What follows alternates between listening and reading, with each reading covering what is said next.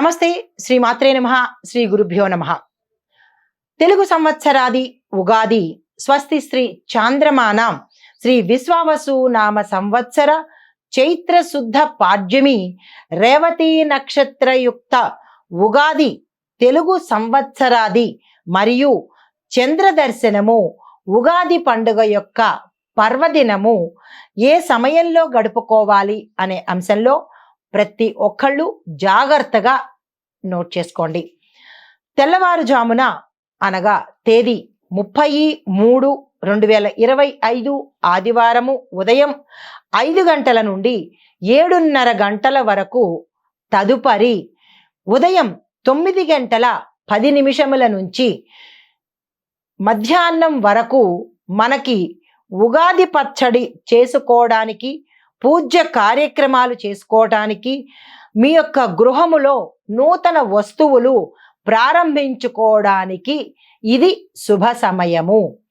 ఏరువాక ఉదయము ఆదివారము తెల్లవారుజామున 4:30 నుండి 5:45 వరకు ఇది శుభముహూర్తము. ఉగాది రాశి ఫలాలలో తదుపరి రాశి మకర రాశి. ఉత్తరాషాఢ 2, 3, 4 పాదాలు, శ్రవణం 1, 2, 3, 4 పాదాలు, ధనిష్ట 1, 2 పాదాల వారికి ఆదాయం 8, వ్యయం 14, రాజపూజ్యాలు 4, అవమానాలు 5. ఈ రాశి వారికి మార్చి 30తో ఏలినాటి శని ప్రభావం పూర్తిగా తొలగిపోతుంది. అనేక విధాలుగా అదృష్టం కలిసి వస్తుంది. 7.5 సంవత్సరాలు ఈ రాశి వారు ఘోరమైన కష్టాలు, నష్టాలు, బాధలు, కన్నీళ్లు అనుభవించారు. ఆ శని భగవానుడు వెళ్ళిపోతూ మీకు ఊరట కలిగించడంతో పాటుగా మీరు ఊహించని అదృష్టాలను మీ ఓర్పుకి సంతోషించి మీకు ఇచ్చి వెళుతున్నాడు. శని భగవానుడికి కృతజ్ఞతతో ఆయనకి స్తోత్రాలు చదువుకోండి.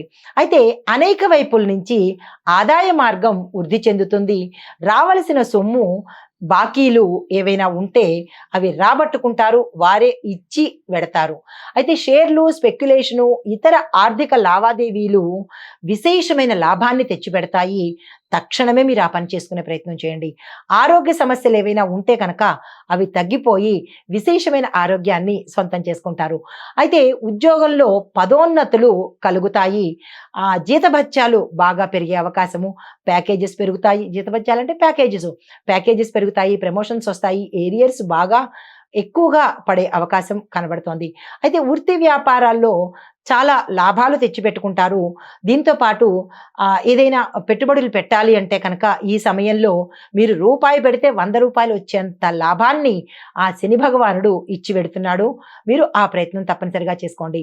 అయితే శుభవార్తలు విశేషంగా వింటారు. విడిపోయిన భార్యాభర్తలు కలుస్తారు, కుటుంబంలో శుభకార్యాలు చేస్తారు. శుభవార్తలు వినడంతో పాటు ఆకస్మిక ధనప్రాప్తి, భూమి, వస్తు, వాహన, పశు, క్షేత్ర కొనుక్కునే యోగాలు కనబడుతున్నాయి. దాంతోపాటు నిరుద్యోగులకు, ఉద్యోగులకు కూడా పెద్ద పెద్ద ప్యాకేజీతో హై ఎండ్ ఆఫర్స్ మీకు వస్తాయి. అంటే మంచి మంచి కంపెనీల్లో మీకు ఆఫర్స్ వచ్చే అవకాశం ఉంది. మీరు అస్సలు వృధా చేసుకోకండి. అయితే పెళ్లి ప్రయత్నాలు ఎవరైనా చేసినట్టయితే కనుక సఫలమయ్యే అవకాశం ఉంది. ఆ ప్రయత్నాలు ఇప్పుడు మొదలు పెట్టుకునే చేయండి. మే 25న గురువు 6వ స్థానంలోకి ప్రవేశిస్తాడు కాబట్టి అక్కడి నుంచి ఆర్థిక విషయాల్లో మాత్రము చాలా జాగ్రత్తగా ఉండండి.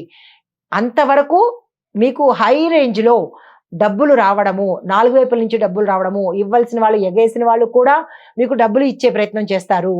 కానీ మే 24 వరకు ఇష్టారాజ్యంగా ఉంటుంది. మే 25న మాత్రము డబ్బులు ఖర్చు పెట్టే విషయంలో చాలా జాగ్రత్తలు తీసుకోవాలి. నష్టపోయే పరిస్థితి గోచరిస్తోంది. జాగ్రత్తలు తీసుకోండి. తర్వాత ఖర్చులు కూడా మీకు విపరీతంగా పెరిగే అవకాశం గోచరిస్తోంది. జాగ్రత్తలు తీసుకోండి. దాంపత్య జీవితము చాలా సుఖంగా ఉంటుంది, సంతోషంతో సాగిపోతుంది. శుభకార్యాలు చేస్తారు, శుభవార్తలు వింటారు. అయితే ఉద్యోగము, పెళ్లి ప్రయత్నాలు మీరు ఏది చేసినా సరే ఒక డెసిషన్ తీసుకోవడానికి కానీ ఒక కొలిక్కి వచ్చే అవకాశం కనబడుతోంది. ఆ ప్రయత్నాలు తప్పనిసరిగా చేసుకోండి. ప్రేమ వ్యవహారాలు ఏవైనా ఉంటే కనుక అవి సక్సెస్ అయ్యి పెళ్లి వరకు దారితీసే అవకాశం కనబడుతోంది. అయితే ఈ రాశిలో వాళ్ళు చేయవలసింది ఏంటంటే తరచూ శివాభిషేకం చేసుకోండి. శివాలయాలు దర్శనం చేసుకోండి. శివుడి నామస్మరణ ఎక్కువగా చదువుకోండి. శివుడినే ఎక్కువగా పూజించినట్టయితే కనుక ఏ చిన్నిపాటి నష్టాలు ఉన్నా అసలు నష్టాలే లేవు, తీరిపోయాయి. అయినప్పటికీ ఎక్కడైనా మీ గ్రహచారం వల్ల కావచ్చు, కర్మఫలం వల్ల కావచ్చు, ఏదైనా చిన్న చిన్న నష్టాలు ఉంటే కనుక ఆ శివారాధనలో, శివనామస్మరణలో అవి తొలగిపోయి అన్నిటా మంగళాలు, శుభాలు జరిగే అవకాశం గోచరిస్తోంది. అస్సలు విస్మరించకండి. సాధ్యమైనంత శివాలయాలు దర్శించండి, శివాభిషేకాలు చేయించుకోండి, శివ స్తోత్ర పారాయణ తప్పనిసరిగా చేసుకోండి. నమస్తే.